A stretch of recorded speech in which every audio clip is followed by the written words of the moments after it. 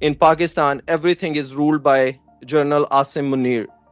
So the person who has the most of the power should take responsibility to destroy the constitution, to destabilize democracy, and for the failure of the economy of the country. We will no longer accept the harassment and subjugation of Pakistani pro-democracy activists. We will no longer tolerate the shelling and tear gassing of peaceful protesters. The regime which we see in Pakistan is illegal, has no basis.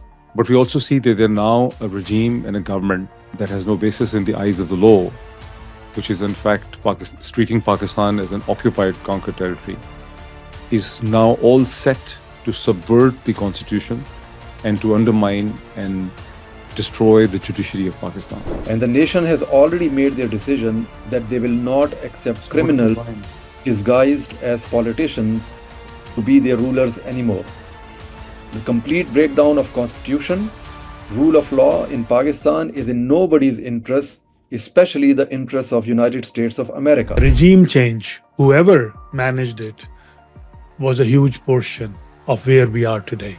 If it wasn't for the regime change, whether it was supported by the State Department over here or it wasn't, whether it was brought in by the military in Pakistan, whether it was the doings of just one General Bajwa, look at the consequences. When we grew up in that country, we grew up with nagmas like "E puttar hatante nahi vikte," and it still brings tears to my eyes when I listen to this, and it gives me goosebumps. What are we seeing today? That all those puttars are being purchased on the streets, and they've really sold their own country. They have sold their souls. That has all turned very, very bad. Not only for the people of two countries, Pakistan and United States in particular. It's a lose-lose equation right now. It is not a win-win thing.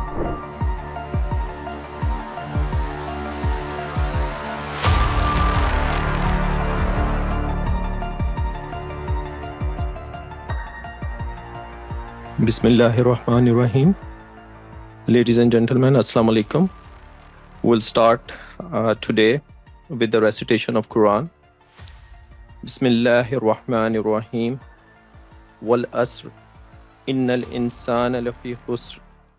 Illa allazina amanu wa amilu salihati wa tawasu bil haqqi wa tawasu bis sabr. Alhamdulillah, we are fortunate to be here in the United States, a nation where freedom of expression, civil rights, and justice prevail. But with this freedom comes a responsibility that we cannot ignore. We are the voice of 250 million of our brothers and sisters in Pakistan, people who are oppressed, silenced, and treated as slaves by those in power. In Pakistan, a powerful few have hijacked the nation. Journals raised by the sacrifices of ordinary citizens now rule like mafias, crushing any dissent. They call all of us as digital terrorists for standing up for truth and justice. They use the military not to defend the nation, but to oppress their own people. Abduction, torture, killing those who dare to speak out. This is not governance. This is tyranny. Our people are living in fear, stripped of their rights, with no freedom of expression and speech. That is simple and pure slavery. These journals see themselves as untouchable, above the law, ruling with guns and tanks to innocent civilians. Even the judiciary is at their mercy, manipulated and coerced into submission. But we, the overseas diaspora, have a duty to stand up. We cannot be silent while our motherland is turned into a dictatorship. The solution is clear: accountability for those who have violated the Constitution, an end to military interference in politics, and restoration of civilian supremacy. We must demand justice and rule of law. So, all overseas diaspora organizations who have the pain for their fellow citizens back home, they got together and they want to give their message to the elites in Pakistan. So, few of the organizations who have joined us today to provide this message: Alliance for Democracy and Human Rights,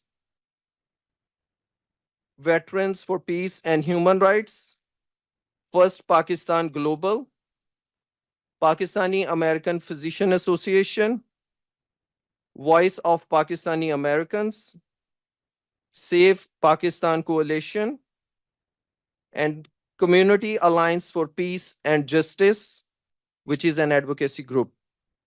So all these organizations, they have come to a conclusion, to a single point agenda, that the single person who is responsible for all these atrocities and oppression, who has the most power in the country.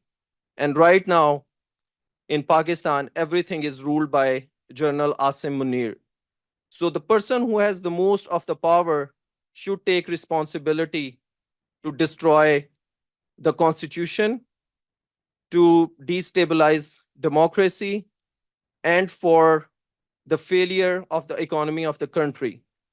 In any democratic country, in any democracy, this is the right of the people to demand the resignation of the person who is responsible for all these atrocities. Any person who goes against their duty service oath, who is violating their service oath, and who is violating the Constitution of Pakistan. So this is the demand of all overseas Pakistanis. We just want to make sure that what happened in Pakistan in 1971, when the country was disintegrated into East and West Pakistan. So right now, the mandate of the people is not being respected. Right now, we have seen how they have done the blatant and daylight robbery in the elections.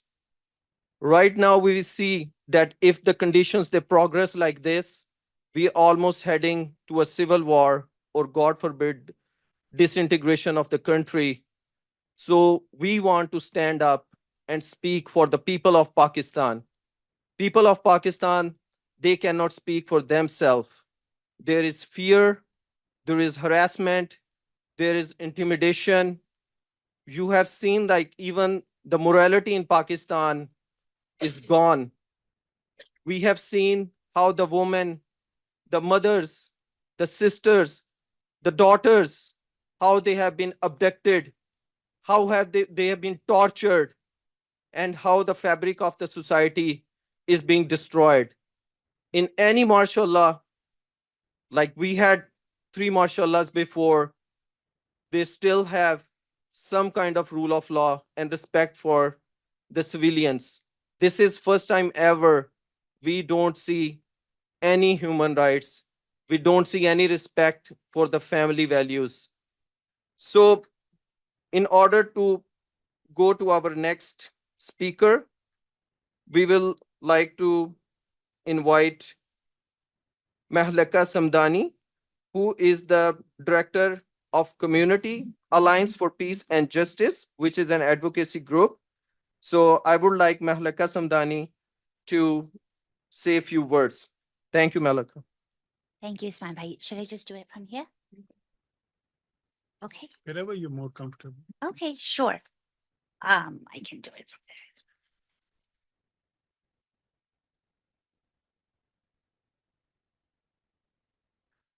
Thank you, Usman Bhai. Good afternoon, everyone, and Assalamu alaikum. My name is Mehlaka Samdani. I am with the Community Alliance for Peace and Justice and here on behalf of the Pakistan Democracy Campaign, which seeks to improve U.S. engagement with Pakistan in ways that improve democratic norms and promote democratic norms, human rights, and the rule of law in the country. As we are all here, members of the Pakistani American community, we have a singular message for General Asim Munir and all of those serving in Pakistan's military-backed regime. Time is running out for you all. We will no longer accept the harassment and subjugation of Pakistani pro-democracy activists. We will no longer tolerate the shelling and tear gassing of peaceful protesters. We will no longer tolerate pro-democracy activists, especially women activists, being hauled out of their beds in the middle of the night and subjected to all kinds of abuse. We will no longer tolerate the intimidation of high court judges, the muzzling of the media, and transnational repression.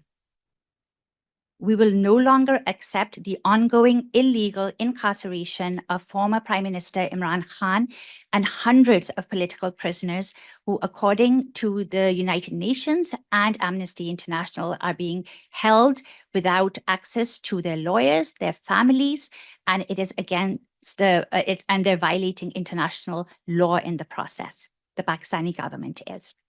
We will no longer accept the imposition of an illegitimate regime on 240 million Pakistanis that came to power through a stolen election.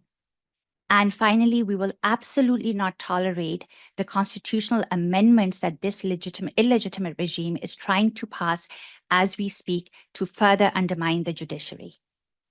The fact of the matter is, General Asim Munir and all of his civilian lackeys, that the Pakistani American community is mobilized like never before.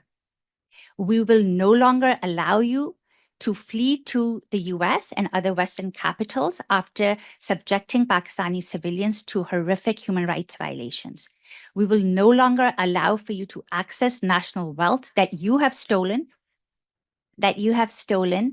and have transferred to Western foreign accounts. Currently, we have two very powerful letters in Congress, both of which are calling for the release of Imran Khan. One of them is calling for the issuing of visa bans and the freezing of assets of individuals who are perpetrating human rights violations. This is the first letter in Congress that names Asim Munir in that context. And that is something that we are forcefully going to push. This letter that I'm talking about was co-led by Congressman Jim McGovern, who is the co-chair of the Tom Lantos Human Rights Commission. And it's also being led by Representatives Greg Khazar and Summer Lee. At this point, we have more than 40 signatures on this letter, and it includes those representatives who serve on the Appropriations Committee, the committee that determines whether foreign funding, whether American funding will be sent to militaries that violate international human rights standards. Even though these letters are the strongest that the Congress has seen on Pakistan, I would just like to tell General Asim Munir, and again, all of his civilian lackeys, that we are just getting started. This is just the beginning when it comes to the Pakistani American community. Until you change course, the Pakistani American community will continue to agitate both in the halls of Congress and in the court of public opinion. All the organizations that are represented here speak with one voice. We call on you, General Asim Munir, to step down. Your ongoing authoritarian rule has not only tarnished the military as a whole, but has sullied the reputation of Pakistan. As members of the Pakistani American community with very strong connections to our homeland, we will not let this happen. We are deeply invested in Pakistan's future, but this future is currently being threatened by an illegitimate regime. We send remittances since we have investments in properties, in infrastructure, in government programs, and we will no longer send those if this is the course that you plan to pursue. Finally, I would like to talk to the Biden administration. I would like to address the Biden administration and the State Department. And I will say this, that your deafening silence when it comes to Pakistan, the human rights violations that are happening in Pakistan, reek of hypocrisy and double standards. It's not in your long-term interest to continue to support this government. It is no longer in your interest to support a military regime which is causing further instability in the country. We are a country which is the 5th most populous in the world. It also has nuclear weapons, and it is no longer in your interest to support this. Finally, again, to the Biden administration, your failure to stand in solidarity with the Pakistani pro-democracy activists makes your rhetoric around the rule of law and democracy ring hollow. And I would just like to now end with just a few verses from Ahmed Faraz. I'm so sorry to our English-speaking friends here who will not understand this, but this was something that our national poet, Ahmed Faraz, had written for the Pakistani military decades ago, and it rings very much true today.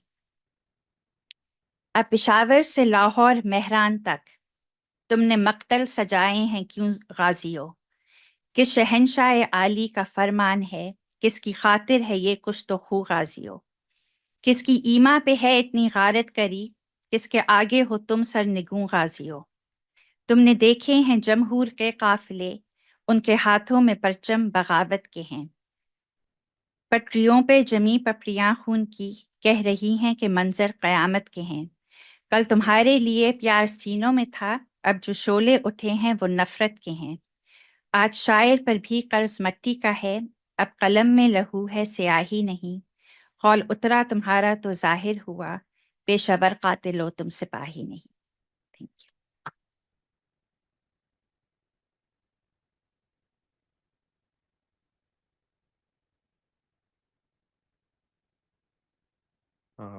Thank you so much, Malika, for very inspirational thoughts.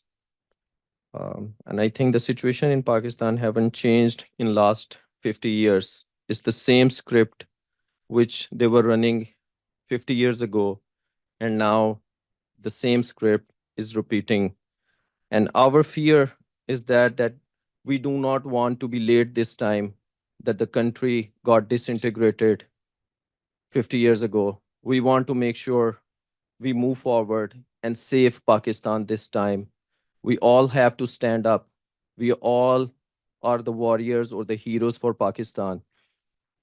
I'm just want to introduce you guys to another hero who have sacrificed a lot for the sake of Pakistan, who is living in the hearts of people of Pakistan. And if you just remember him, that he is the one who is providing you guys some kind of thought-provoking strategy of dot connecting. So he is the king of dot connecting, Dr. Moeed Pirzada.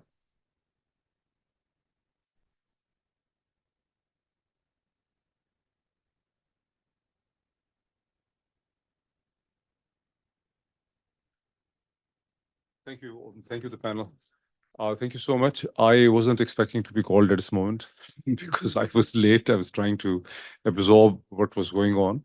The problems and complexities of modern life. I was stuck deep inside the parking lot, and there was no communication, between me and Usman for the past several minutes. I also will introduce Dr. Munir, who is on Zoom from Tampa. This letter, which has been initiated by Summer Lee, by Greg Casar, and by Jim McGovern, and which has, I am told, had now 40 signatures, which had 37 signatures, is very important at a very crucial moment in Pakistan's history. Not only that the regime which we see in Pakistan is illegal, has no basis, but we also see that there now a regime and a government that has no basis in the eyes of the law, which is in fact treating Pakistan as an occupied, conquered territory, is now all set to subvert the constitution and to undermine and destroy the judiciary of Pakistan. I think we are just a few days away, the way things are. They are going to bring an unconstitutional constitutional amendment, through which they're going to change the principle of the seniority in the Supreme Court and the judges' appointment, the Al-Jihad Trust case. This is, in fact, since 1996 that the principle that was established in Pakistan was that the senior most judges will become the chief justices of the Supreme Court and the high courts. This is how it was, but they're now undermining it. And that principle had been arrived after almost 20 plus years of legal and political struggle, in which the governments used to appoint their own chief justices to control the system. This was also similar to the tug of war that happens in terms of the appointment of the army chief. So you can say that how unstable the whole system is. The people who do not have a legal existence or constitutional existence end up appointing the army chief. Then they create a system, the system undermines the Supreme Court, and they are now going to bring a new situation. They're also not 100% clear at the moment, but they're still working to bring a new court called as the Federal Constitutional Court to sit on top of the Supreme Court. That means whatever little human right facility or freedoms that existed through the high courts, when the doors were knocked at midnight, people were being arrested, abducted, detained, taken away. That facility or that relief that was being provided by the high courts is actually going to go away. As of last night, I hear that one Pakistani leader, Maulana Fazlur Rahman, the People's Party and PMLN have an agreement on the judicial reforms. That means the package that allows them to transfer the Islamabad High Court judges to Peshawar or to other places. They have more or less basically agreed on it. So I think in the circumstances, this letter, which is not directly related to this on the face of it, is very important because it helps the people across the world and people within this country, the Department of State, the Congress, and the media, to focus on the situation in Pakistan. So I think that is why this letter is very important. Is Dr. Munir ready? Can I, bring him in? Right? Okay. I'm ready, Moeed bhai. Yes, Dr. Munir, let me welcome you. Thank you so much for being here. I hand it over to you, and you can go ahead and tell us. Thank you. Thank you. First of all, I would like to thank everyone for joining us today for this press conference. Before I go any further, and I won't take more than 3 minutes of your time, I would like to remind everyone that none of us came here today because we hate anyone. But all of us came here today for one reason and one reason only, and that is we all love Pakistan. And all those people who are in position of power and authority in Pakistan right now need to take a step back and think as to how their actions have harmed the Federation. We believe the current course will not lead to anything but disaster for the country, as the decisions which are being made are not in the interest of the nation as a whole. And the nation has already made their decision that they will not accept criminals disguised as politicians to be their rulers anymore. The complete breakdown of constitution, rule of law in Pakistan is in nobody's interest, especially the interests of United States of America. History has taught us that whenever global powers have supported dictatorships or illegal regimes for their short-term national interests have led to disasters in the long term. Such disasters have caused death and destruction all over the world, including the Western world and including the United States of America. Let's not forget what happened on 9/11. And we believe, as patriotic Pakistani Americans, our foremost duty is to help with course correction and point out the flawed policies which have far-reaching consequences for the interests of United States in future. We all believe that the United States have always stood for the fundamental principle of democracy based on free and fair elections, free speech, and human rights. And these principles are absolute, and any presumed national interest which has been defined for achieving some short-term goals and forces the United States to abandon these principles on which our great nation was basically formed and partner with fascists and dictators and tyrants will in the long term always be detrimental to the interests of United States of America. History is full of such examples. For example, we know what happened when the United States decided to overthrow the democratic prime minister of Iran, Mossadegh, in 1950s and supported the tyrant Shah of Iran. That policy directly led to the taking over of Iran by the religious extremist regime. And now we are at war with them. Whatever happened after that with the war with the Soviets and the way it was managed by eventually led to creation of Al Qaeda and Osama bin Laden, and 3,000 people died in New York. So we need to be very careful. Everybody needs to take a step back and think how these short-term policies in Pakistan, the kind of disaster we'll be looking at, will be unprecedented, because you are talking about a nuclear armed nation. We believe every principle of democracy that the United States stands for here in Washington, D.C. applies to Pakistan also. And this is what our struggle is about. Our organization, Alliance for Democracy and Human Rights, is demanding resignation of General Asim Munir, and we completely reject the illegal constitutional amendment that has been imposed by the illegal regime in Pakistan. Thank you very much. Thank you. This was Dr. Munir Khan for Alliance for Democracy and Human Rights in Tampa. He's a physician. Before I actually go to Sajjad Barki Sahab, I would like to request if there are any questions. I can also see Ryan over there. Yes, Ryan, go ahead. Yeah, you have the... Ask for a quick update on the status of the letter that's going around Congress. How many signatures do you have? When do you intend to finish the signature gathering and submit the letter? I think Mahalka will be able to tell more. Yes. Sure. So right now we have about 42 signatures and counting. And we have it open until next week, until October 22nd. Yeah. So I think this is quite a progress. Yes. Right. You have a comment? Okay. Is there any other question from the panel? Is there anyone a question, a comment for the panel so far? Okay. Sajjad Barki Sahab, I will request you to go ahead. You want to come here? Yeah. I guess.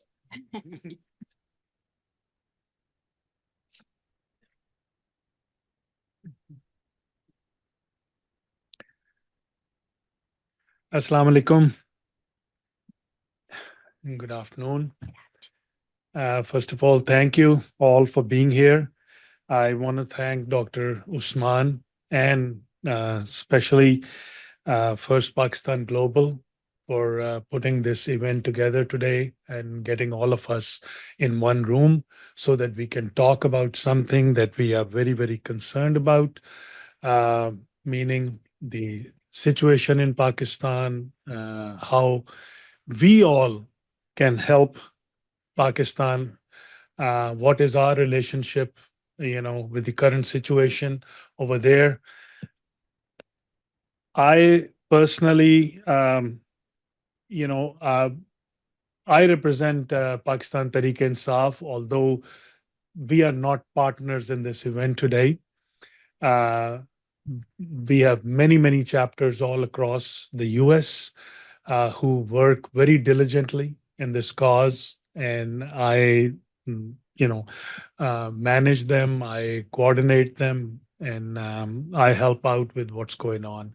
So that's kind of my designation, and I can submit to any questions if you have any regarding Pakistan Tehreek-e-Insaf later on, if you will. Why are we here today? I think to address the political and the economic crisis, turmoil that we see in Pakistan. It has affected all of us. I've heard some people say that, well, this is happening in Pakistan. We people moved away from there. We live in this country now. So why should we be worried about it? Well, I left that country almost 50 years ago, and it still bothers me. I still have family there. That is still home to me. And I am very much a part of that country. So that's why I will continue my struggle for that country. We all know how this crisis started. Without going into much detail, I do want to, bring it up that the regime change, whoever managed it, was a huge portion of where we are today. If it wasn't for the regime change, whether it was supported by the State Department over here or it wasn't, whether it was brought in by the military in Pakistan, whether it was the doings of just one General Bajwa, look at the consequences of what has happened over the last couple of years. A working economy, a working democracy has been completely destroyed. We have become a dictatorship with no rules, no rule of law. Most people like to now call it shamefully a jungle where the whoever has the most power makes the rules according to their own wishes. That's the country that it has become now. Not the country. This is not what we wanted it to be. When we thought of Pakistan in the last few years, we thought of Pakistan as a growing society, a growing economy, partners in global affairs, had a voice. Our leader, Imran Khan, was very rapidly becoming the leader for the Muslim world and leading them. And then everything came down with a crash. How did all that happen? Immediately after, a few things that I want to talk about, or actually point out. What I call now is a controlled destabilization of Pakistan. And mind you, anybody thinks that this is just happening by itself? No, it's not. It's very, very controlled and managed.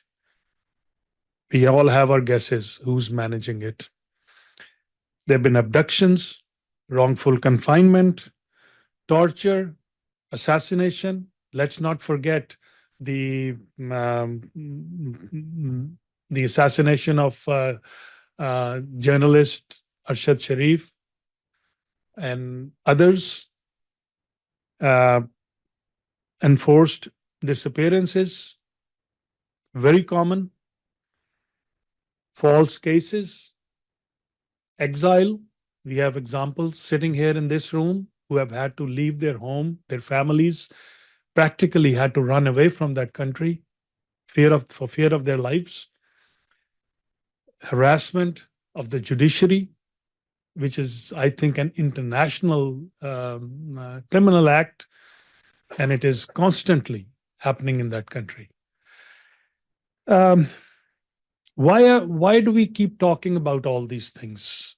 Because some people will tell you, and unfortunately, some of our elected leaders over here, they point that out to us when we talk to them, that, oh, well, what are you guys complaining about? You have an elected government in Pakistan.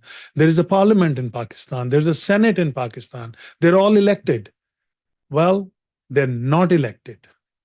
They have just been put in this place by fraud, by a stolen mandate of this part of Pakistan Tehreek-e-Insaf. And that's why we don't think they have the right to government in that country anymore. So what we're looking for is civilian supremacy, like any other country in the world. Armies have a role, militaries are important in every country, but they're important only for the job that is assigned to them. They're not put in place and they're not funded to run countries, to run governments, to assassinate people, to kidnap and torture people. That's not why we fund militaries in our countries. And unfortunately, that's what's happening in Pakistan right now. Anybody who thinks that the current atmosphere is being managed by the civilian government over there is very wrong. It's all being managed by the Pakistani military. They're responsible for everything that's happening over there. I do have a few I'm going to end with that few demands or what we want to, as Pakistani Americans, demand today. Most of us have been talking about the same thing. I don't want to go repeat again and again, but it's also very important to remember that this crisis has most people, unfortunately, our State Departments thinks that they're doing the right thing. But I think it's put a huge dent in the relationship between the US government, and the people of Pakistan. They may have, they may be thinking they have a great relationship with the government sitting over there. But the US State Department needs to recognize that the Pakistani people are not looking at you in a friendly manner anymore. Their leader has been incarcerated for over 2 years, and they happen to think that the State Department and the Biden administration, with their complete silence on this matter, are partners in this crime. And this will not turn out well. I don't want to go, somebody had already mentioned Iran and the whole thing, but that's where this whole thing will go if it doesn't work out well. Here's what I think are overseas today, as I stand here for myself, for my party, and some of the groups that are over here. What are our demands? Why are we here today? Number one, we strongly condemn and will resist any illegal or unconstitutional steps in Pakistan. This is, I'm talking now on behalf of the overseas Pakistanis over here. Number two, we do not accept the current government as a democratically elected government, since the overwhelming mandate of PTI, the Pakistan Tehreek-e-Insaf, was stolen. Pakistan Tehreek-e-Insaf remains as the majority party in Pakistan. We demand full access to Imran Khan through his personal physician, his legal representation, his attorneys, and his sister. Number four, we demand the immediate release of Imran Khan and his spouse, Bushra Bibi, his sisters, his nephew, his lawyer, Mr. Panjota, and all of the political prisoners that have been held without any cases. We will not accept any constitutional amendment brought forth by this unelected, incomplete Assembly and Senate. It will be considered an abrogation of the Constitution. Number six, we strongly support a mass movement and protest against this military regime with a civilian facade. We request the US administration to use its influence and economic might to stop undemocratic actions and human rights abuses being committed by the Pakistan government, and place sanctions and visa restrictions on those committing these atrocities. And on top of the list of people committing these atrocities are the military personnel led by General Asim Munir. So these are some of the things that we strongly believe in, we demand as overseas Pakistanis, and we will, inshallah, continue our struggle over here side by side with our brethren in Pakistan who are sacrificing not only their living, their lives in some places. I know there's been a lot of criticism on some of our PTI leadership, but let me, without going into any details, before any of us sits here abroad and decides to criticize somebody in Pakistan, please listen to some of the stories of horror that these people have gone through. And will then realize that it isn't that easy what they're doing over there. They're standing for the country, they're standing for their party, they're standing for Pakistan, and inshallah, we will support them forever. Thank you so much. Appreciate it.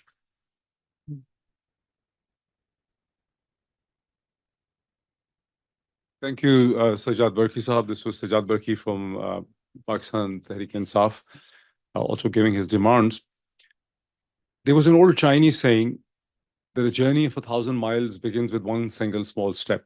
I think, whereas it may look very humble, very small, very few Pakistanis have collected together and joined hands, along with few congressmen within the United States, demanding the resignation of Pakistan's Army Chief General Asim Munir. But this is this is the first important step. This is a small first thing that has already happened. It has never happened before that the Pakistani communities in any part of the world have demanded and have identified that the real problem lies with the powers that are being exercised by one man, the army chief, and they're demanding his resignation. So it's a very big step, though it may look very small at the moment. But I am sure and I hope that it's going to travel onwards. With these words, I'll request Tazeen Zaha Sahiba, Media Director of the First Pakistan Global, to come and basically give us. You want to basically speak from there? Okay, thank you. Come.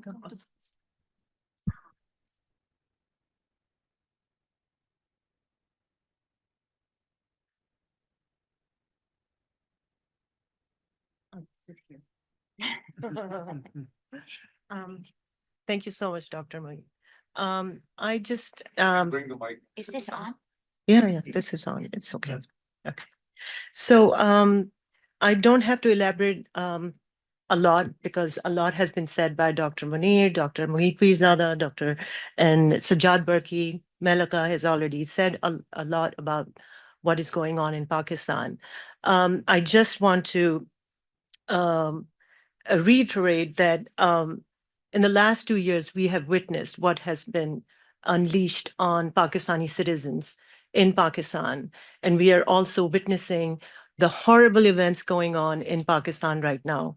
The worst human rights atrocities are inflicted upon the citizens of the country.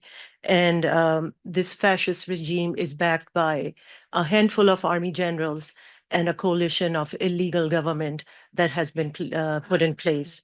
And as we have witnessed that people are being abducted and forced to vote on amendment in the constitution so that the illegal coalition government backed by Asim Munir can unleash more violence on its innocent civilians.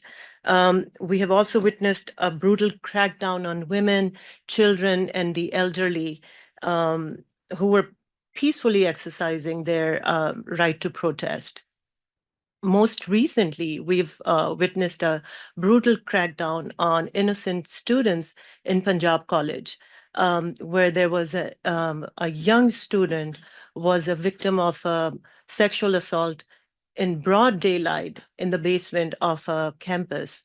And these students are not able to protest for this, on behalf of the victim. So these are the things that are we see more and more happening now. And there's a massive crackdown on students. There's a massive crackdown on peaceful protesters. So as Pakistanis, we deserve better. And we deserve a government representative of the will of the people. The mandate that was stolen by the Form 47 coalition government backed by Asim Munir and his cronies, we want justice for the people of Pakistan.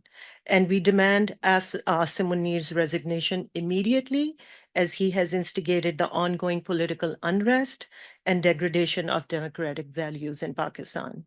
So as Pakistani Americans, we stand united for a peaceful, democratic, and prosperous Pakistan. Thank you.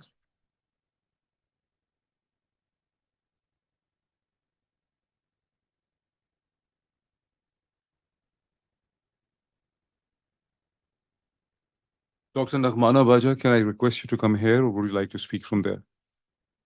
Yeah, please come. Yeah.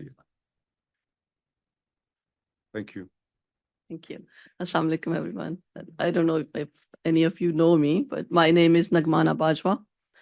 I represent myself, right? I actually am representing Pakistani diaspora here in this area and around the globe. I'm talking in my personal capacity because I am really bothered by what's going on in Pakistan. I left Pakistan 30 plus years ago, and I'm a general surgeon by training, working for corporate for last few years. And I understand what it takes to run a household, what it takes to run a small company, a medium, large company. And by virtue of that, what it takes to run a country like Pakistan, which is a nuclear power, top 5 in population, in natural resources, in anything you can think of. Pakistan is in a very strategic geopolitical place where we have to be very careful in how we deal with Pakistan. It is in the best interest of United States, which is our adopted home, right? So if I say in maybe Urdu, Punjabi, if you guys understand, कि हम ना इधर के हैं ना उधर के हैं, right? So we left the country 30, 40, 50 years ago. We left our hearts not in San Francisco, but in Pakistan, right? Our families are there, our relatives are there. And anytime anything happens in Pakistan, our hearts bleed over here. And that's why I chose to speak today. And I'm collaborating with all of these institutions and working with them firsthand because our country is going through a lot of pain. And a lot of people need to understand that it is not in the best interest of United States to leave Pakistan the way it is going on right now. Democracy. What is democracy? United States, the biggest democracy, needs to understand that it is the will of people represented by elected officials, right?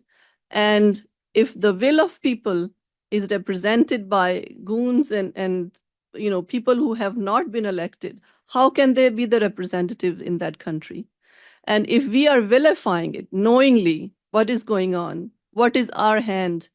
And I am talking to President Biden and his administration. What is our hand in this whole saga that's playing out? And then when we grew up in that country, we grew up with nagmas like "E puttar hatante nahi vikte," and it still brings tears to my eyes when I listen to this, and it gives me goosebumps. What are we seeing today? That all those puttars are being purchased on the streets, and they've really sold their own country. They have sold their souls. And the one person who can actually put the course back on track is General Asim Munir. So I would appeal to you as the Hafiz, as knowing the Quran, as the custodian of the Quran. If it's in your chest, in your heart, has it not affected anything in your heart? How can in your right conscience see women being dragged on the streets? We grew up in a Pakistan where even qatl, murders were forgiven if a ma, bhan or beti went to you and said to their elders and said, we need to stop this mass murder going on. How can you not go back to basics and ask yourself, including all the other officials that are sitting knowingly that they are illegal in these offices and not looking at their hearts, not looking at their conscience?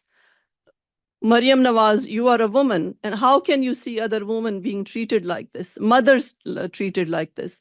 So I would appeal to you, each and every one Pakistani sitting in this room and also listening to what I have to say, and in Pakistan, look at your own conscience, speak up, because that is the main right. If you look at top 3 human rights, and I'm a certified human rights activist, number 1 is or top 3 is freedom of expression and speech, civil liberties, and so on.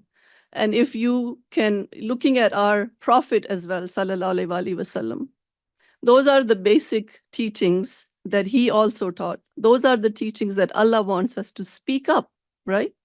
Ikra is the knowledge. And with that knowledge, how can we be complacent in what is going on and not speak up?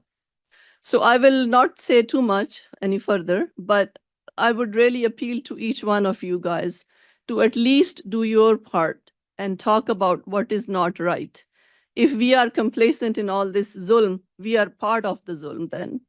That is how I lead my life, and I would really appreciate and encourage each one of us to take our job seriously and make sure that we actually speak the truth, and wherever we can, bring about and talk about the issues that are going on and that are not acceptable. Thank you.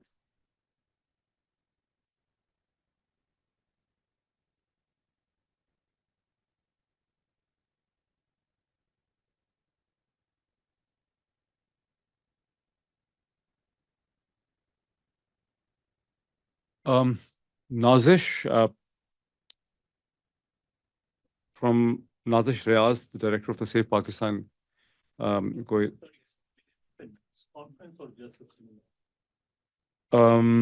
It was supposed to be a press conference to basically, it was supposed to be a conference to basically, I knew there will be a Q&A. I think I just saw you or you. Oh, I missed you. Okay, just let him complete his thoughts and then they can be, you can ask the question and answers from the panel. Thank you. Good to see you. I'm somehow the other missed you. You were sitting so silently. Nazish, please. Thank you.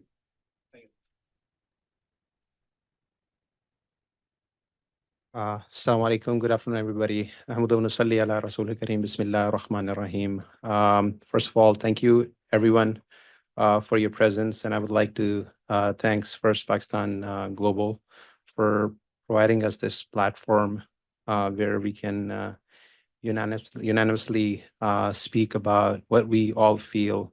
There's a lot being said. I love Dr. Munir when he said that, we are not here to disagree with anybody or hate anybody. We just want to do what our role is, what our culture, what our religion, what humanity has taught us to raise the voice against the oppression that has been happening back in Pakistan. We do not need to hash out the laundry list of how the human rights violations are being violated in Pakistan. But I'm an engineer by profession. So let me look at this by the, a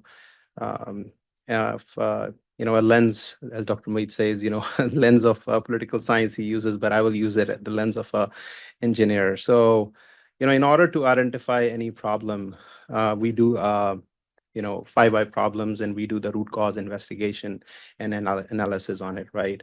And we reach a corrective action or a preventative action.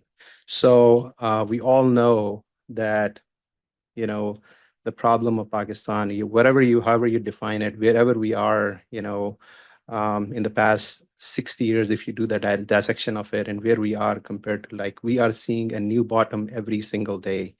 And where we are, is it, just think about it. We are all immigrants over here. We came from that country.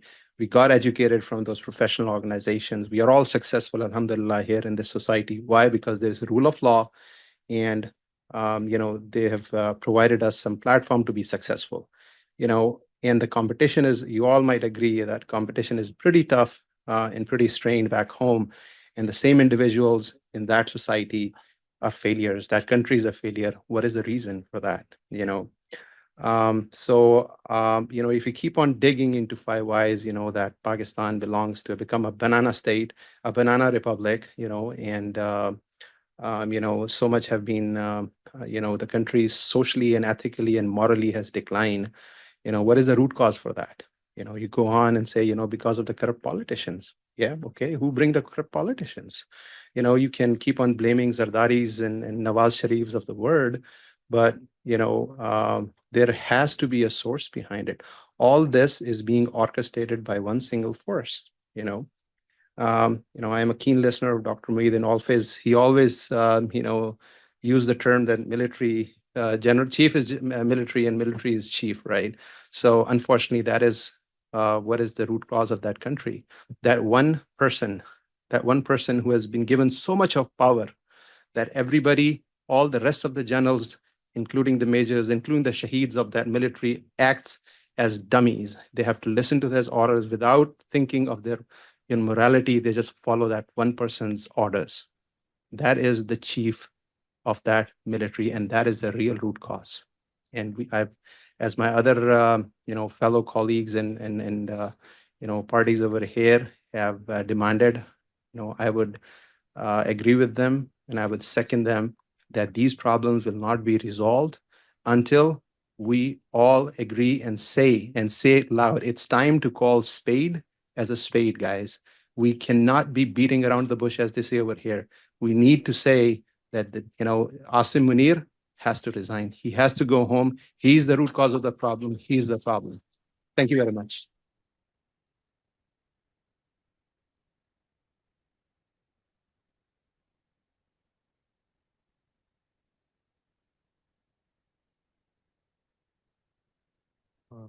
Thank you so much, Nazish Riaz, for your comments.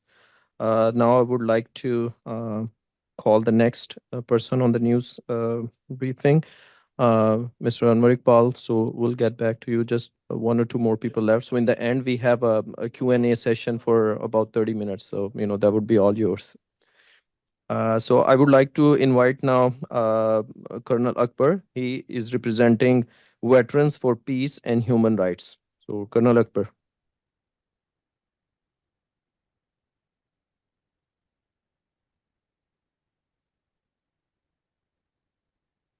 Good afternoon, ladies and gentlemen who are here. This is a unique moment for me personally. As you know now, that I've been in Pakistan Army, and I served like over 20 years there, then came to United States, make this our new home. And this has been a phenomenal journey. Today, how Pakistan is and how the US is interacting with the situation in Pakistan is the focus of what I'm going to say right now. But it is not only me. What I'm trying to project at this time, pass on not only to the people who are here in the United States, in Pakistan, but the world over. Pakistan Army has been a renowned, regular army of some reckoning for a very long time. US and Pakistan military has gone hand in hand right from independence. You went into alliances, you went into CETO, CENTO, 50s, and then onwards, and then, come to the latest or contemporary cooperation and joint major wars that Pakistan military and United States military have been conducting together with, of course, the umbrella of overall, the umbrella of political side and the governments and all that. That has all turned very, very bad, not only for the people of two countries, Pakistan and United States in particular. It's a lose-lose equation right now. It is not a win-win thing. Due to my, service and experience in Pakistan Army, I had a very, I should say, deep experience, not only on the military operational side, but also how Pakistan military, not only in Pakistan, but worldwide, comes in and plays its role in aid to civil power, right? What they've been doing, politics and military mixing up in Pakistan. I don't have to go into the details. You have three very specific dictatorial time segments, 10 years, 30 years right there between Ayub, Zia, and Musharraf. And then what Pakistan Army has been doing internationally. Pakistan Army has had, with your UN peacekeeping operations, in the last over 20 years now, almost 30 years, has been involved, committed globally into countries where, let's say, the rule of law was not there. There was a requirement that, conditions should be made where people get their mandate. Free and fair elections all across Africa, mostly they've been there. Now, with all this and the support of the West, what we claim as the leader of the free world, today we are here in Washington, D.C. It is the Rome of today, right?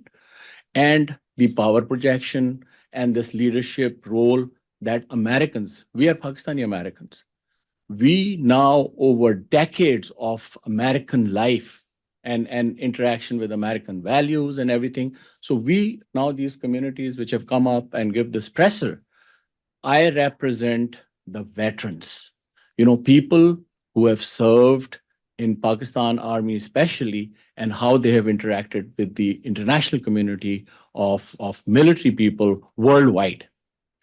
In that, not that I'm speaking on behalf of the organizations like Pakistan Ex-Servicemen Society, Veterans of Pakistan, Pakistani Veterans Association of North America.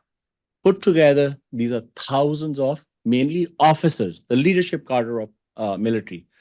Today, with the support and actually request of the members of these organizations, which made me come here and send a message directly to the current leadership of Pakistan Army, which is painted in outright blood of innocent Pakistanis.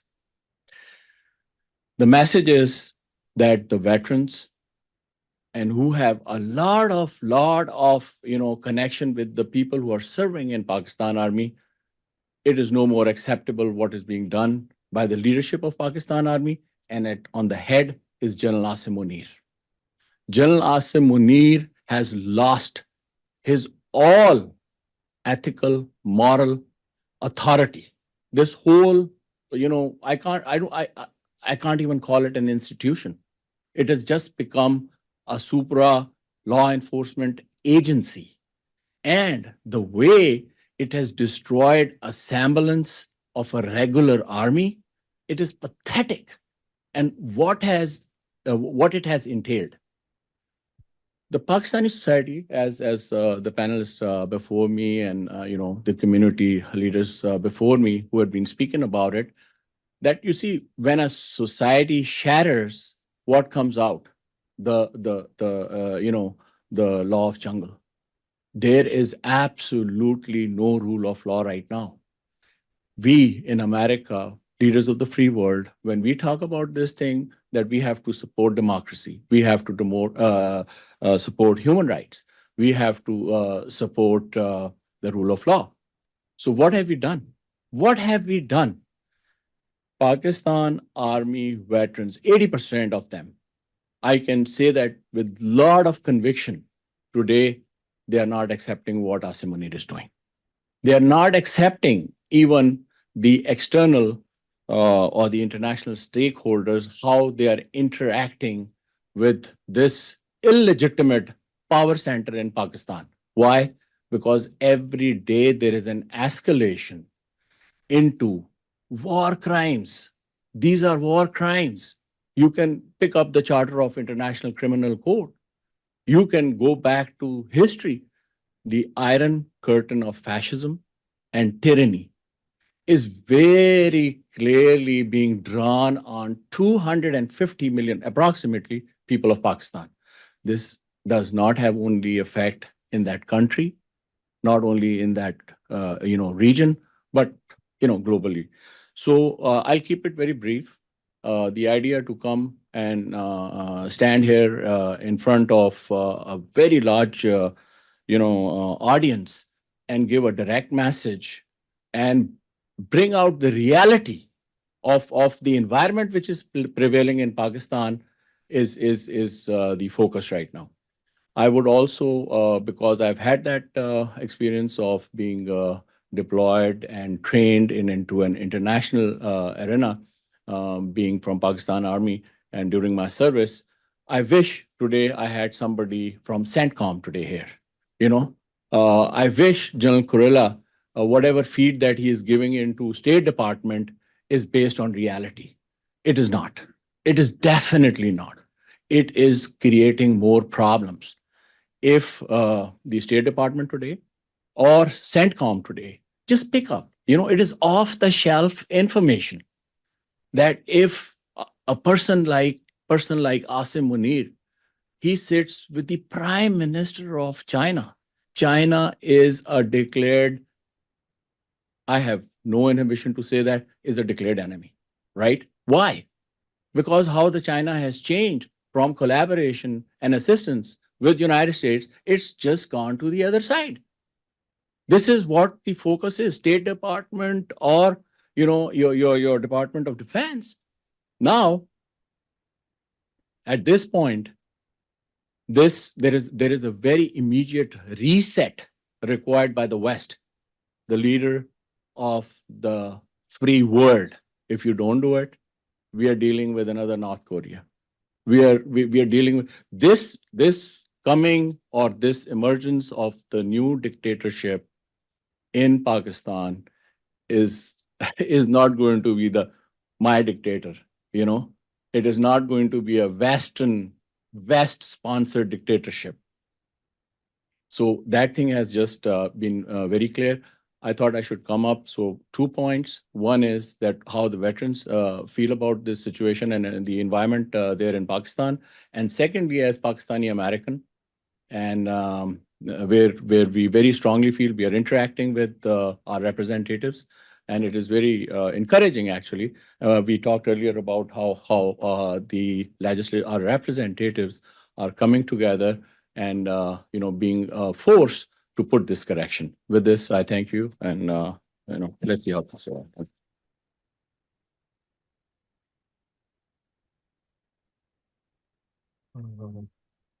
So we'll go to the next session right now.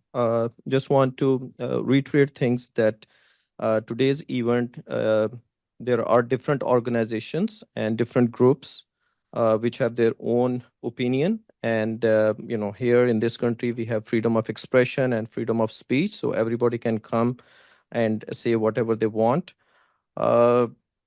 If we look at the 2023 State Department Human Rights Report, so that exposes all the atrocities committed under this regime in great details. It highlights acts of torture, abductions, and right now we have few surveys which were conducted among the diaspora in North America, which indicates that more than 80% of overseas Pakistanis, they hold military regime and the General Asim Munir directly responsible for all the destruction and destabilization of the country. We are heartened by the unanimous support from American congressional leaders for House Resolution 901, and then the recent Kassar, Lee, and McGovern letter, which directly calls out General Asim Munir by name, advocating for visa bans and travel restrictions. This marks the beginning of the diaspora's commitment to ensuring the illegitimate regime faces consequences for its crimes against humanity. The international community must hold this regime accountable for the unprecedented human right abuse and the atrocities they have inflicted on the people of Pakistan. So, having said these things, we just want to make sure we are not here to tell that some institutions they are not loyal or they are going above the law. With this institution, the Pakistani military, we all grow up, from last 70 years with the unconditional romance and love for that institution. We have given all the sacrifices. The poor people of Pakistan, with their blood and sweat, they have raised this strong institution. So again, the people still love their shaheeds. They still love their jawans who are on the borders. We just are asking that since we had that love relationship, that for God's sake, do your course correction. For God's sake, do a kind of a course correction so we can establish democracy and we can establish rule of law in Pakistan. So we just have few charter of demands. We want to make sure there should be a restoration of civilian supremacy. We want to make sure there is independent judiciary and free media. We just want to make sure there is no military interference in politics. The cornerstone of any democracy is free and fair elections. So we just want to make sure we have fair and free elections in Pakistan so mandate of the people would be respected. We want accountability and implementation of Article 6 on the people who have violated the constitution and the uh, uh, all other rule of law in Pakistan. We want the release of the political prisoners. We want protection of civil liberties and end of abductions. and we want resignation of unconstitutional power holders. And with all this, we want to go to the next step, which is the Q&A session. So if you guys have any questions, we have our panel here. They can answer your questions. So just raise your hands and yes, sure. Nazir. Maybe Dr. Moeed, if he can come and conduct the Q&A session and have some comments as well, that would be really great. Maybe you start. Dr. Usman, I think first of all, the first question was from Anwar Iqbal Sahab, the correspondent of Dawn newspaper here in Washington. Ji Anwar Sahab, thanks Thank for you. your patience. Two things. First, of course, I need a little more details about this move in. I don't know if it is in the House or the Senate. And you said you have 42 signatures. Is it a bipartisan move supported by both Republicans and senators? What are your future plans? Will it just be a letter, or you want to move a resolution as well? So we need that kind of detail, and some prominent names if you have. This is the first part of the question. The second part is you have done, so Barki Saab, you have done this before. You passed a resolution with a huge majority, and you have held several protests and rallies. I have attended most of those and everything, but nothing is working. I mean, Americans actually cannot go there physically and remove the army chief. So what will be the next stage? What else can you do to achieve your demands? Thank you. Gee, so thank you. So Anwar Saab, the letter that there are currently 2 letters in Congress right now. One of them recently was introduced. The second one that we were talking about was introduced a couple of weeks ago, and it has about 42 signatures and counting. It's mostly in the House. This is not so much a bipartisan letter so far. We're still trying to get Republicans on the letter, but at this point it's primarily a predominantly Democratic letter. It wasn't meant to be that way, but I mean, so far the signatures that we do have are of leading Democrats and progressives. We have people from the Appropriations Committee who have signed on to that letter. Again, as I mentioned before, that is the committee that determines whether Congress should authorize funding to militaries and foreign governments that are violating international human rights standards. We also just got somebody from the House Foreign Affairs Committee, and we're really at that point where we're thinking that it might snowball into a much bigger sort of set of signatures that we might get on that. At this point, we're also working on the Senate side. We have no, that is just something, a work in progress at this point. We're trying to get very progressive senators to perhaps lead that in the Senate. But I mean, that is just something that we're working on, and we hope that it will get there at this point. The second letter that was introduced by Congresswoman Wild and Congressman James is currently also, we're trying to get signatures for that as well, but that came a little bit later. And so I think the primary focus at this point is the first letter that came out, co-led by Jim McGovern. And you also asked whether this is just it's a letter. It's a letter to President Blinken and President Biden, and also addressing Blinken to sort of ensure that what we're asking for in terms of visa bans and asset freezing and all of those things come to pass. So it's a very strongly worded letter. And again, the first letter that actually mentions General Asim Munir by name. And inshallah, like we mentioned earlier, this is really just the first step. The Pakistani American community has recently become very mobilized, as you know, and inshallah, we're hoping that this will lead to actually, bills and laws that are binding.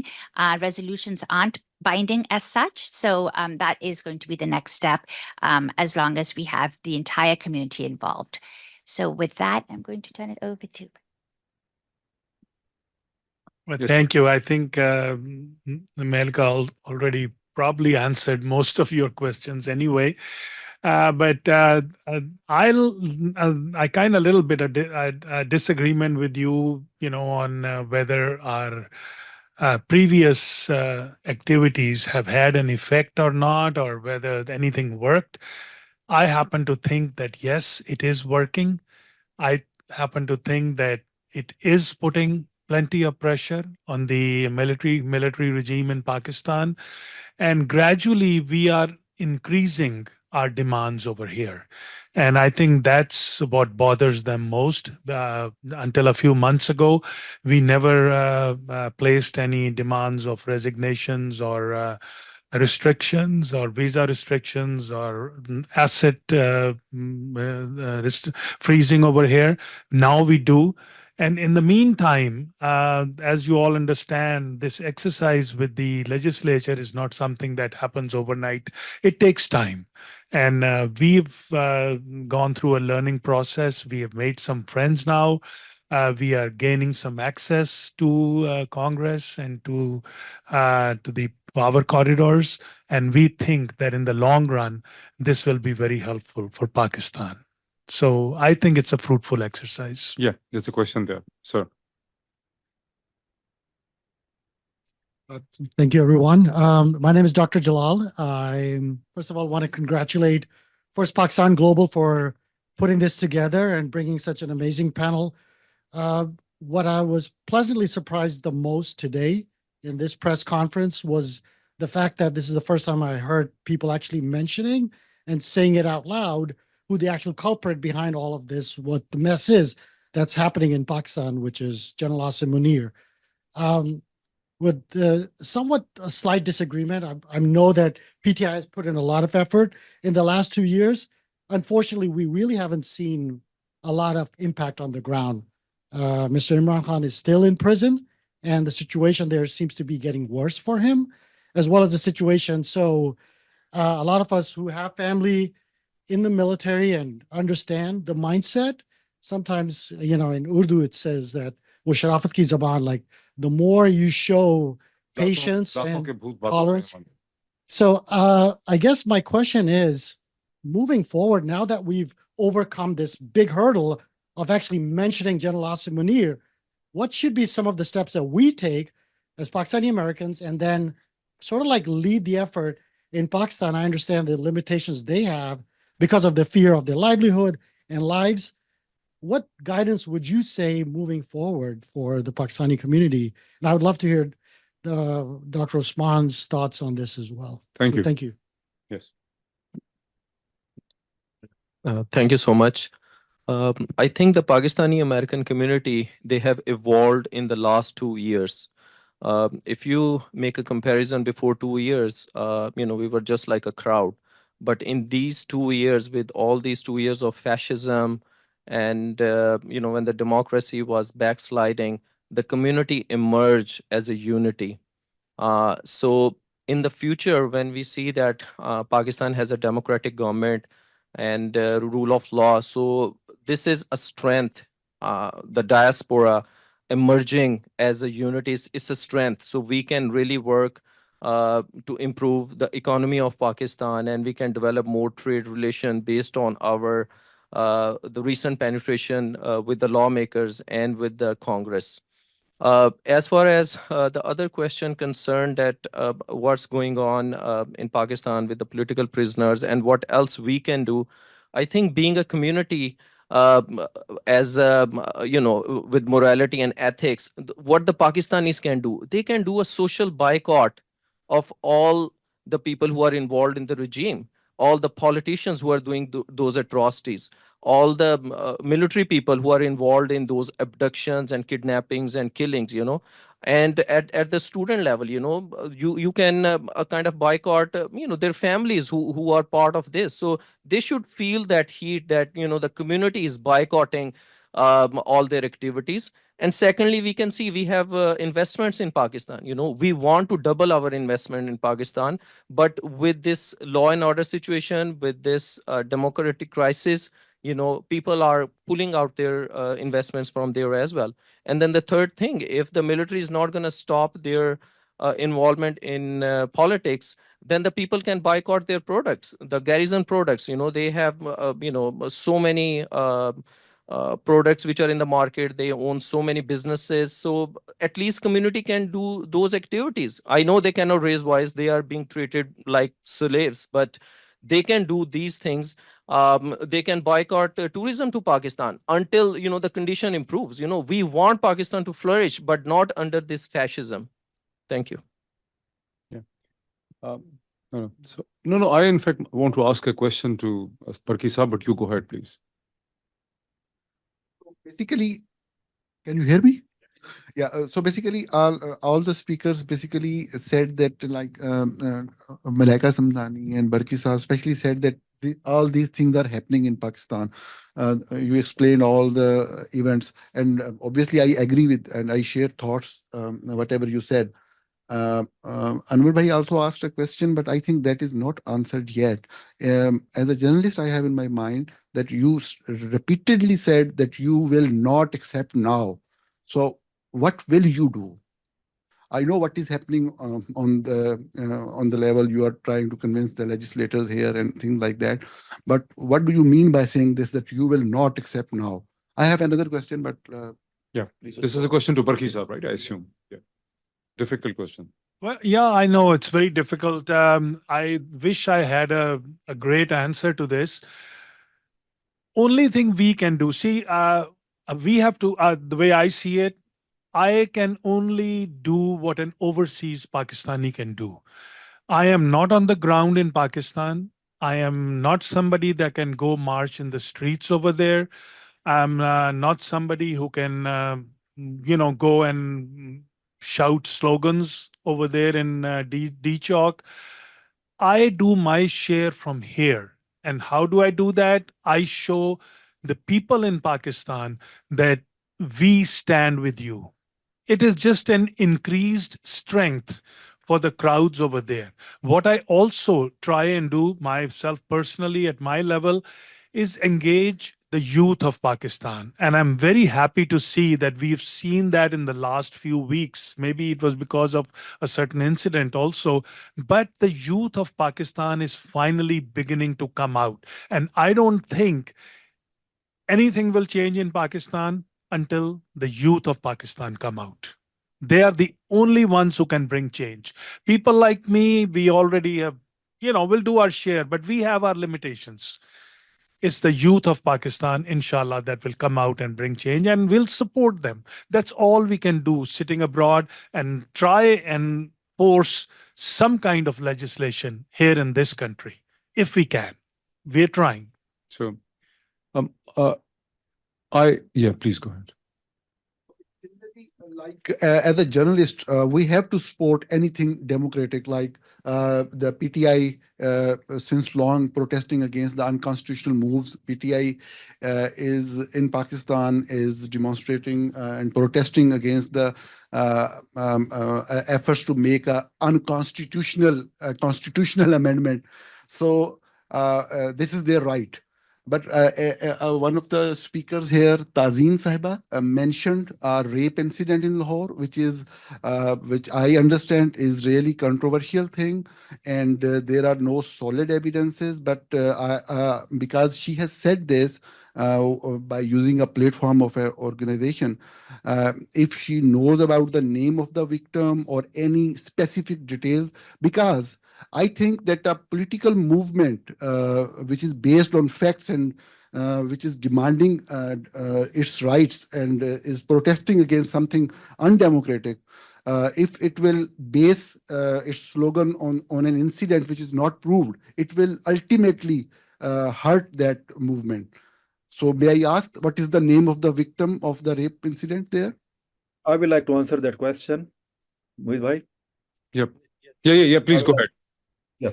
So, I'm not sure what the good name of this journalist is who asked this question. Ahmed Qureshi sir. Sorry, Nurani sir. Yeah, Nurani sir. This is Dr. Munir from Tampa, Florida. I would like to answer the question which was raised earlier also about what we will do next as overseas Pakistani Americans. The group that you are seeing here is part of a much bigger group, and we collaborate regularly. We brainstorm, we discuss ideas how we are going to proceed. We have a very, very clear path about what we are going to do next.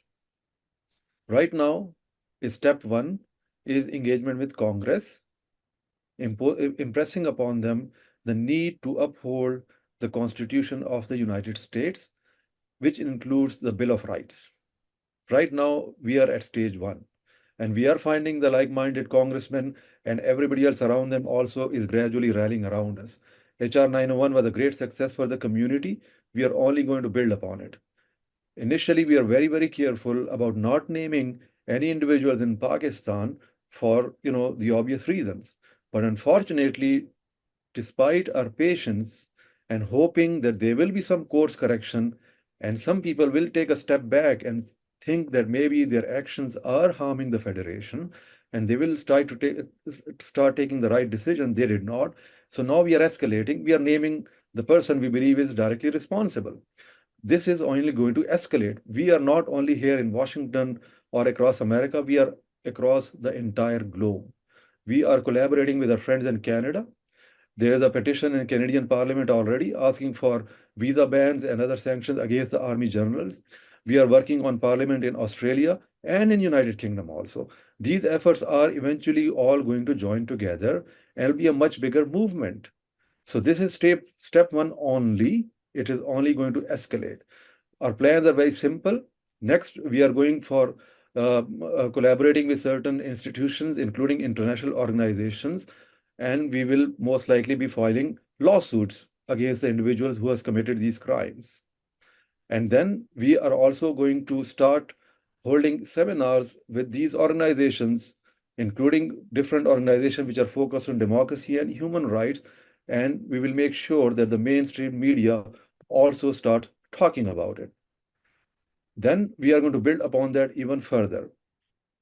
Those plans for now are kind of secret, so I'm not going to elaborate upon them. But the bottom line is, rest assured that for many of you guys sitting in that hall, or some people in Pakistan who might watch it later, you believe that this is a very benign thing and you are getting assurances from your friends in different quarters that none of this will come out of it. I can assure you a lot will come out of this. But our intentions are not that. Like I said in the beginning, we are not here because we hate anyone. We are here because we love Pakistan. And we will go to any extent to prove our loyalty to the country and help with course correction. And the other question now, the person who asked about, fact-based movements for democracy, and well, fact number one, election was stolen. How many of your newspaper, including Dawn newspaper, have the courage to speak the truth about it, that Pakistan has the worst election in the history of democratic world, not just in Pakistan, but in the history of entire democracy? Have you ever seen the kind of rigging that took place in Pakistan? Have you ever seen that family members of the candidates are held in prison, illegal incarceration? They are actually tortured.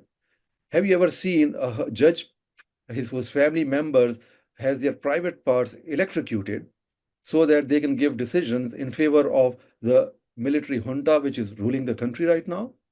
Have you heard of daughters, 19-year-old daughter in Lahore being stripped naked in front of her father just so that you can torture the supporters of Pakistan Tehreek-e-Insaf? What other proof are you looking for, sir? I'm here to answer your question. This Please is tell Ahmed me Nurani that- wants. Yeah. Yes, is there any This other is question? this is Yes, Anwar yes, sir. Anwar Iqbal sir from Dawn. Dr. Saab, let's not start a discussion about what happened before and what's happening now. A lot of things have happened before. No, sir. No, Probably sir. No, you, no, no, no. probably You are you wrong were there, not, sir. you I'm were sorry. not I have to involved. Sir, interject. I have to interject here. listen. Let me finish it. No, and no, then no, you no. can- I don't know. You are absolutely wrong, sir. Let me Listen to me finish first. it, You are sir. Then you completely can wrong. answer. No, no, no. I'm not going to Mia, listen to you. Mia You're wrong. to Doctor, fact. just give See, him the thing just is, Give me, before you say give me a anything, minute. Give me a before you minute, say sir. anything, sir, Give me a I will minute. ask one Let me question finish and then it. you can say whatever you want. Let I'll me keep finish just it. one question before I अच्छा, you say उनको एक anything. Minute complete No, करने listen दो. to me, please. Please, One sir, question. complete your thought and then let Anwar Iqbal sir Can come in. you, I have a question for you, sir. Mm-hmm. Can you build a just society on the basis of intellectual dishonesty? It's a I'm not question saying that you directly can. addressed to you, to the media that you I- represent, sir. I'm Can you not build a just saying you society on can. the basis of intellectual I'm dishonesty? not building any society. I've not been building the societies that are built in Pakistan for making money. I'm not into construction. What I was just responding to what you said. that it hasn't happened before. Yes, it has. There was No, a sir, it person has called. not. Again, intellectual Again, dishonesty. let me finish it. This Sir. is what that's why I Let me mentioned finish. intellectual dishonesty. Sir, let me finish it. So let me, It has not. sir, मुझे let थोड़ा सा me- बताने दें. Actually, वो ये कहना चाह रहे हैं. What he's actually trying to say, the level and intensity and the Sir, frequency वही मैं which is उसका right now एक मिसाल has देना not चाह been रहा seen before. I just So I think I this. was just Please giving one complete- example. Complete your thought. Mia Tufail Muhammad. He was the Amir of Jamaat Islami and he's above 65. He was raped in the prison by a sweeper. This was arranged by the government, and Barki Saab said yes, it did. So many things have happened. Yeah. Hassan Nasir was killed in Lahore Fort. So incidences have happened. What he's people probably have saying happened. is that the level During of intensity. MRD, what happened? Yeah, this did not happen in Punjab before. What happened in Sindh during MRD, you can't even think about it. But let's not start discussions on these things. That is, and you said fact. When Noorani says fact based, what he means is he did a story on General Bajwa's property, okay, and he attached each and every document that could prove his claims. He did this to General Asim Bajwa and to the army chief as well. So when he says fact based, that's what he means. That if when he wanted, it was very simple. Well, does anybody know for sure that whether this woman was raped or not? Just respond to that. Yeah. Again, Okay. we don't know what happened. I haven't been following it very closely. On regarding the rape thing. Yes. Yeah, I So- also have to add Okay, something I to just have that. to say one thing, and again, we don't really know. I mean, we're sitting here again. We don't know, what all of the details are, what exactly happened. But what we have been seeing, which is being documented and live streamed, is the police brutality against students. And that is something that is absolutely established, that is absolutely documented. Chahe wo hua hai ki nahi hua, right? We don't know. And what we are seeing, and there is no doubt about that, is the police brutality that we have seen against young students who are protesting. So हमारा काम ये है कि हम उसके खिलाफ आवाज उठाएं. And yes, absolutely get to the bottom of कि असल में क्या हुआ. जैसे अब आपको याद होगा कि जब ये जो पुलिस चीफ जो के खातून है, उनका क्या नाम है? Shehrbano. She's not a police chief. She's a Not a ASP police or chief. Yeah, SP. she's an ASP, sorry. तो जब वो इचरा वाला इंसिडेंट हुआ था जिसमें वो जाके उनको दिखाया गया था कि she was a big heroine, she goes and she rescues the people who were being targeted because of that a particular woman was wearing and everything, and then we see Shehrbano go in and pull them out and rescue. I was the first one to laud that effort. I thought this was incredible. This is an amazing woman and she's doing that. Then there were lots of doubts that were cast about whether that incident was planted or not, right? अब वही बात है कि पाकिस्तान में there's so many murky details and we just literally don't know who's acting in good faith, bad faith, whatever. So, Noorani sir, I want to add something to the rape. The internationally accepted standard on the rape reporting is, if you look at United Kingdom and North America, that you do not identify the name of the rape victim. Also, when there are small minors who are less than 14 years of age in this country, I've seen certain police instances where the minors are neither identified by the name nor by the picture in the police records, right? So precautions are taken. In this particular case, the education minister of the Punjab government went over there, and you must have seen the videos in which he said that he believes the incident has taken place. He also believes that the CCTV footage, he understands that the CCTV footage has been deleted by the principal of the Punjab College. And then students have actually been naming a particular, woman, girl, who didn't come back to the college for 10-15 days. Now you look at this, that the parents of the same student are being paraded by the Punjab police, and the parent or the father is being compelled. Imagine yourself in being that situation in Pakistan, in an ultra-conservative society, being the father of a girl. The whole city is discussing the rape of that girl, and the father is now compelled to basically say nothing like that happened. My daughter fell down somewhere, she got injured, that's why she has not been back into the college for the 10 days. So do you want them to come, and can you imagine the kind of pressure the Punjab police can exert on them? Also look at this, when Zille Shah's body was recovered, you have seen that footage when Zille Shah was taken away by the police. He disappeared. Then his dead body was discovered in Lahore, and the first postmortem report, which happened incidentally, which was when the body was received in the casualty, identified 27 or 37, strikes on different body parts. And then subsequently a second postmortem was done, which basically said, are there any physicians in this room Are there any doctors? I mean, imagine I'm a physician who has been part of the forensic medicine. Your first medical postmortem report says 37 strikes on different body parts, and then you come up with the second postmortem report. They basically said it was a traffic accident. A traffic accident and, strikes on the body, pointed strikes are very different. If such is the nature of the tyranny of the Punjab police, how can we talk about the facts? And General Bajwa's story is basically a taxation and financial thing in which you can collect the evidences from Federal Board of Revenue. How can you collect evidences here in this kind of thing? Can I add a couple of things here? So in terms of rape happened or not happened, Dr. Moeed already mentioned that the actual minister of the current government said, yes, it happened, right? So, and then they were trying to say he shouldn't have done this, blah, blah, blah, blah. So cover up there. Who are we kidding here? Why did this happen or not happen? Come on, guys. Have some moral courage to say this is unacceptable. It did happen. Look at the circumstantial evidence.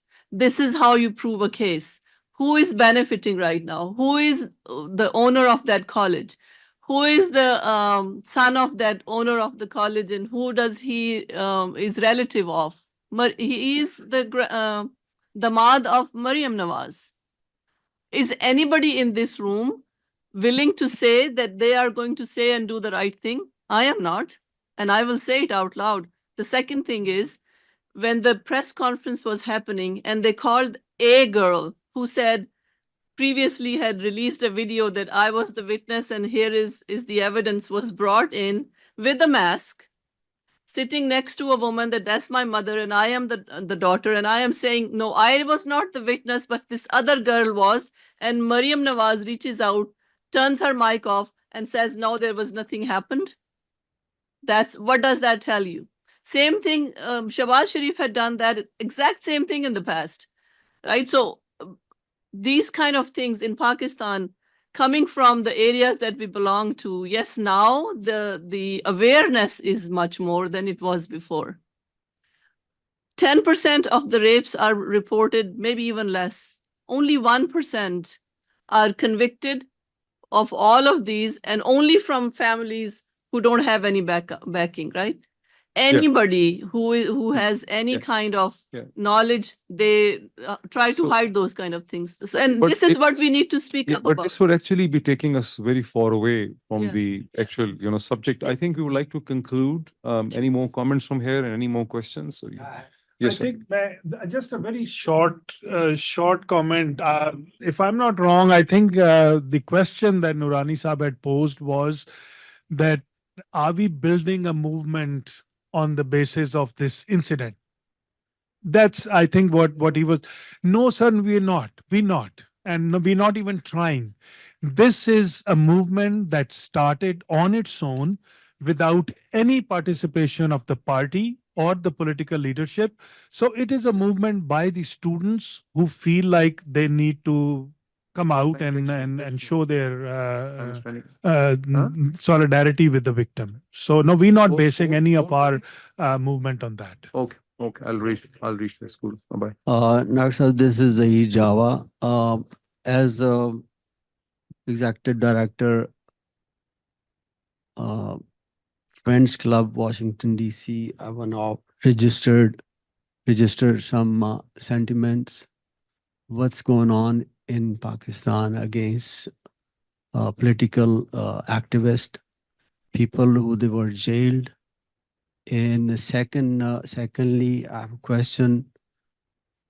Since the creation of Pakistan, everybody, mostly people, they were aware, especially I would point out Mr. Imran Khan, he was aware of the situation and wrongdoings, and with criminal intention, the generals has done since the creation.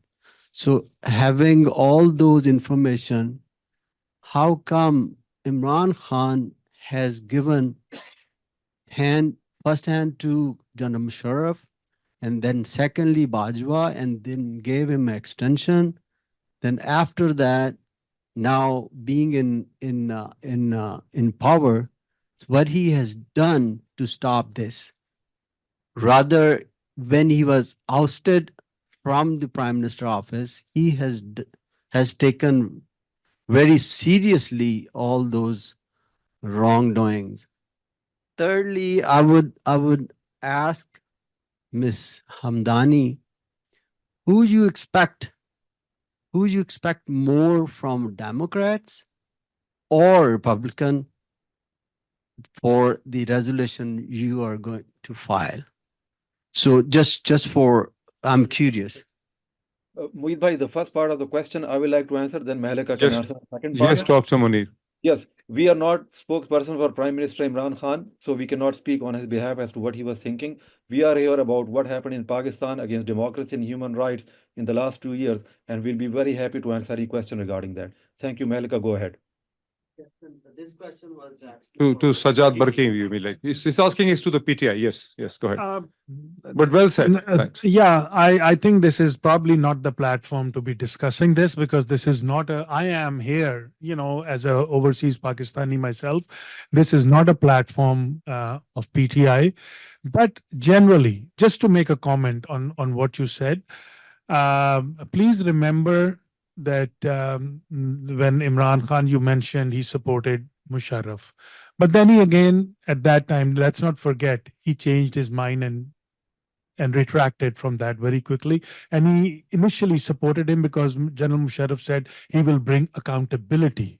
The big slogan was accountability, which did not happen. Secondly, you said Imran Khan worked with General Bajwa. Of course he did. He was the chief of staff.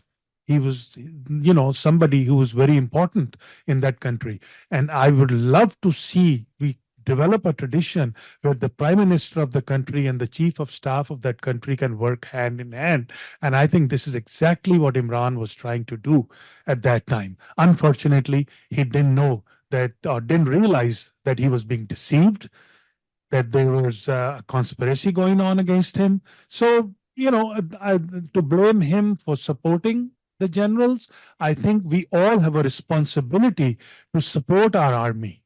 They are an institution that is important for the country, and we all need to support it.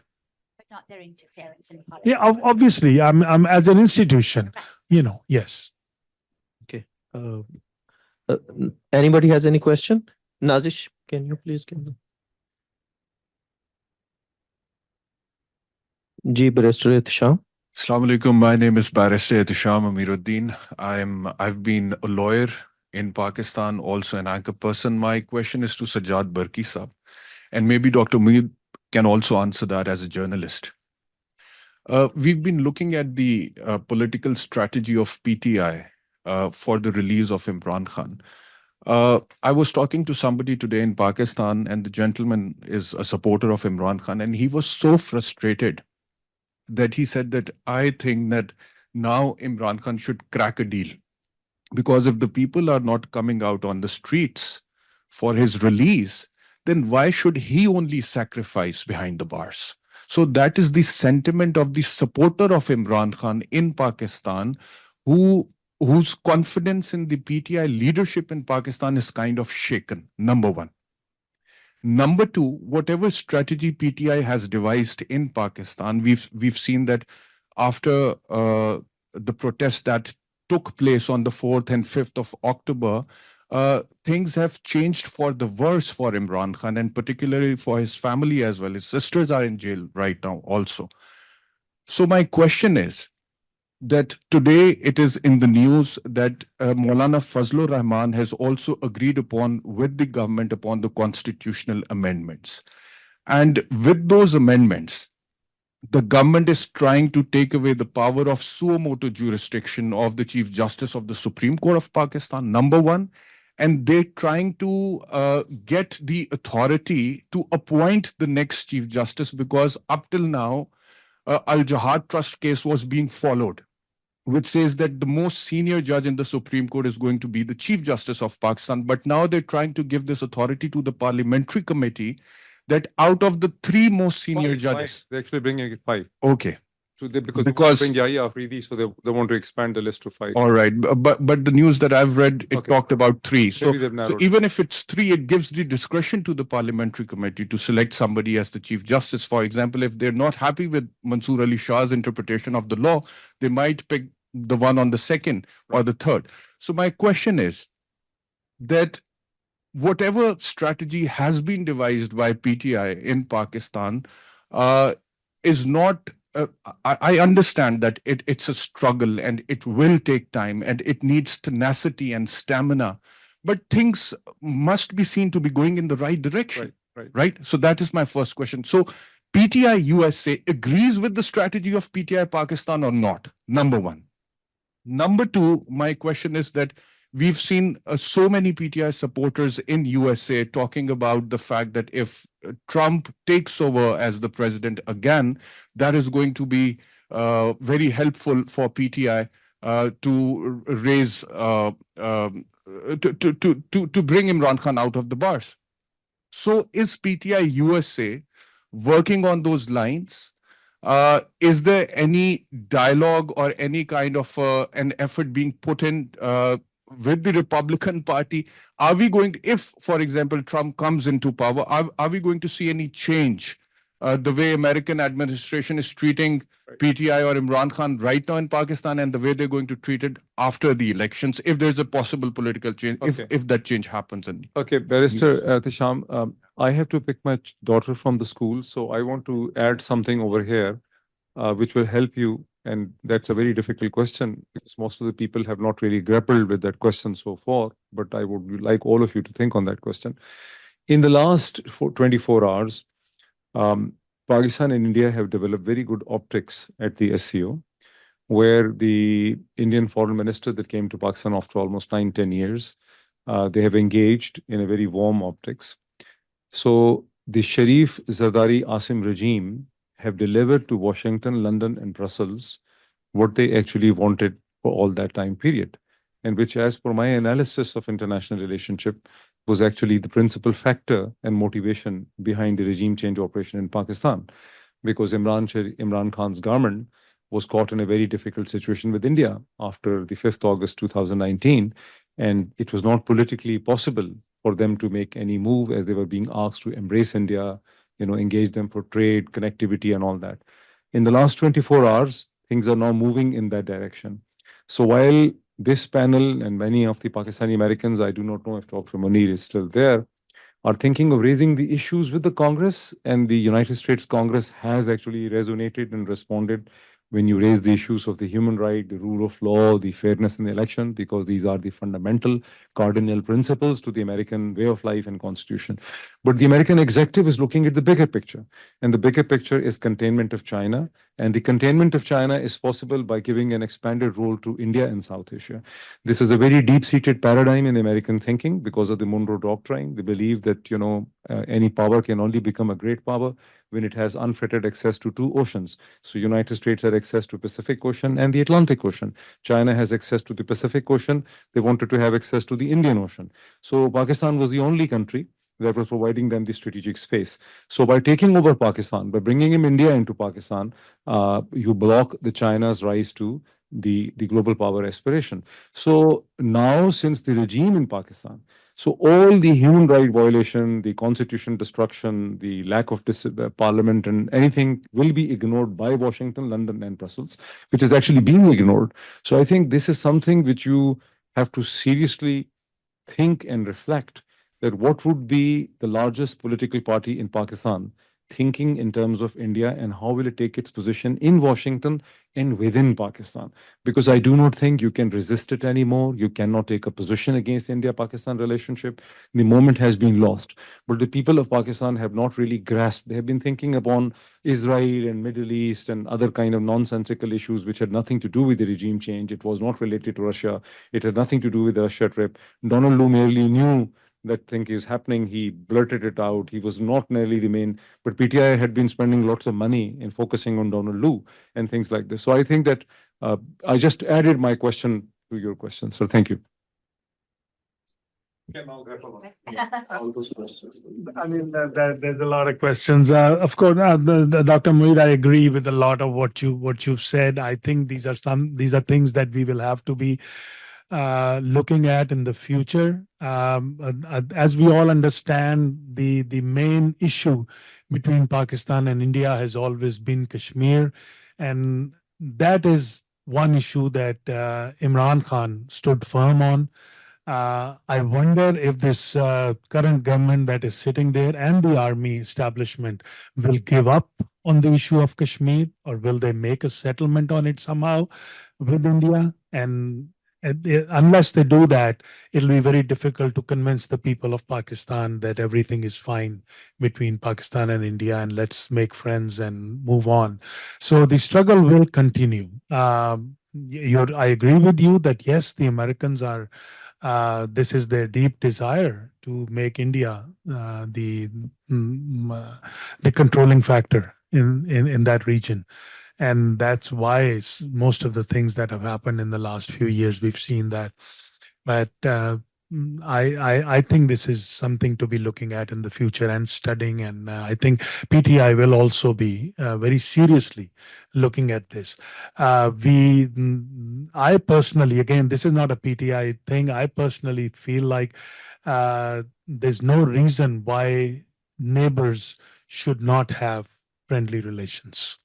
And unfortunately, somehow for Pakistan, we've never been able to do that. I mean, at one time we used to have friendly relations with Iran. We lost that. We didn't have friendly relations with Afghanistan, India. We have to learn to find compromises, and hopefully, things will turn for the better. Coming back to some of the questions that Barrister Ihtisham had brought up, of course, yes, I know there's a lot of criticism right now at us, at the party leadership, and of course, some of it is genuine. I understand it. People's feelings are hurt. It looks like the party is not doing enough to bring their leader out. But I promise you, the party is doing all they can. They're living in an environment where they're struggling to even survive on a daily basis. Our leadership has to run from house to house. Yesterday, one of our MNAs was arrested because he was hiding in one place and he left that area to go to another hiding place, and in the middle of the journey, he was arrested. So things are tough. It's not for lack of trying, and as we all know that all communication was cut off from our leader. That has been a huge setback for us because the party has always depended on his advice, his instructions to move on, and we've not had that in the last couple of weeks, and we've struggled. To be honest, the leadership has struggled because of that. But I cannot sit here and criticize my leadership for not doing anything because I know that they're trying their best. The circumstances are not very conducive to start or to achieve things very rapidly in that country.